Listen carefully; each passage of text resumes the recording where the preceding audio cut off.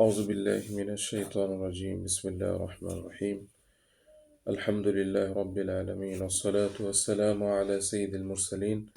وعلى آله وأصحابه أجمعين আজকে আমরা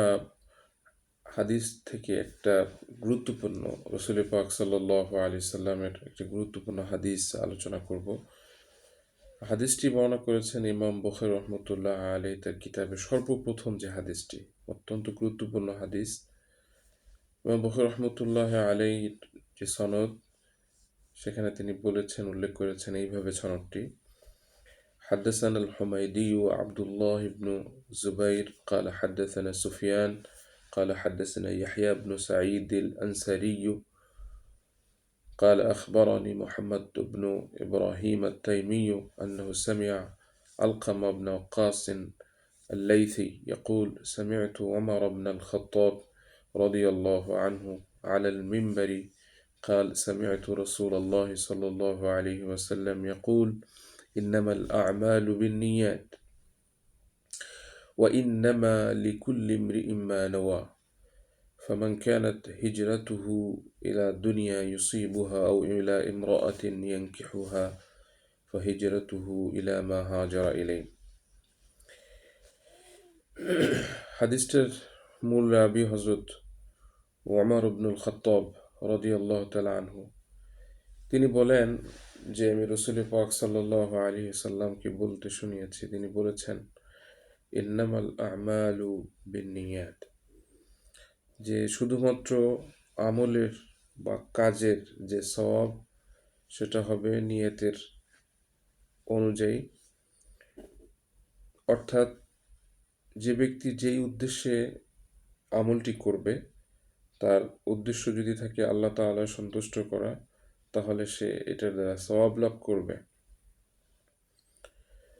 ওয়া ইন্নামা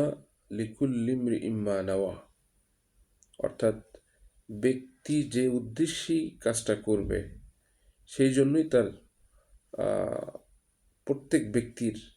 তার নিয়ত অনুসারে তার যাজাটা সে পাবে আর কি। ফামান কানাত হিজরাতুহু, তা এখন এই হাদিসটা আর একটু বিষয়টাকে আরো স্পষ্ট করে বোঝাবার জন্য রাসূল পাক সাল্লাল্লাহু আলাইহি ওয়াসাল্লাম বললেন যে ব্যক্তির হিজরত, দেশ ত্যাগ করা, মাইগ্রেশন, এটা উদ্দেশ্য হবে ইলা দুনিয়া, দুনিয়াকে অর্জন করা, ইলা দুনিয়া ইউসিবুহা, দুনিয়াকে অর্জন করা, আও ইলা ইমরাআতিন, অথবা আও ইলা ইমরাআতিন ইয়ানকিহুহা, অর্থাৎ কোনো নারীকে বিবাহ করার উদ্দেশ্যে যদি কেউ সফর করে, ট্রাভেল করে, ফাহিজরাতুহু, তাহলে তার সেই হিজরতটা, তার সেই দেশ ত্যাগ করা, মাইগ্রেশন, ইলা মা হাজারা ইলাইহি, যে উদ্দেশ্যে সে হিজরত করেছে। অর্থাৎ কারো যদি হিজরত করার উদ্দেশ্য থাকে এটা, যে এটা দ্বারা আমি কোনো দুনিয়াবি বেনিফিট অর্জন করব, শুধুমাত্র আমি এটার জন্যই আমি হিজরত করলাম, তাহলে সেটার দ্বারা পরিপূর্ণ তার উদ্দেশ্য, যে উদ্দেশ্যে সে হিজরত করবে সেটার যা সে পাবে। আবার যদি কেউ হিজরত করে যে না, শুধু আমি হিজরত করতেছি যে ওখানে যে আমি কাউকে বিবাহ করব বা ওই উদ্দেশ্যে, এবং সেখানে আমি খুব ভালোভাবে জীবনযাপন করব, এই উদ্দেশ্যে যদি সে কেউ করে থাকে, তাহলে সে যে উদ্দেশ্যই করলো সেটার জন্য সে অনুসারে সে যা পাবে। অর্থাৎ তার যদি উদ্দেশ্যটা, অর্থাৎ কোনো ব্যক্তির যদি উদ্দেশ্য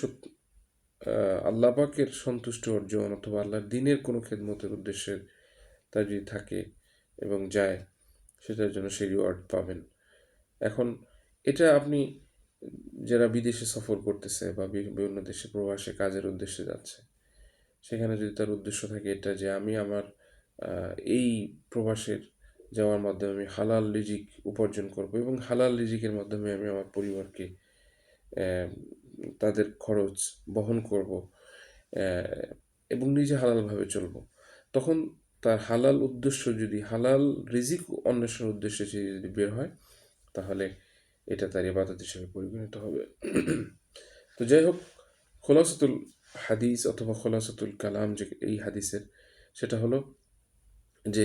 আমরা যা কিছুই করি এটার জাযা এবং সওয়াব শুধুমাত্র আমাদের নিয়তের উপর নির্ভর করবে। এজন্য কোনো কাজ শুরু করার আগে আমার নিয়ত, আমার ইন্টেনশনকে ঠিক করা, যে আসলে আমি কেন এই কাজটি করতে যাচ্ছি। আল্লাহ তাআলা আমাদেরকে হাদিসটি বোঝার এবং সেই অনুসারে আমল করার তৌফিক দান করুন। আসসালামু আলাইকুম ওয়া রাহমাতুল্লাহি ওয়া বারাকাতুহু।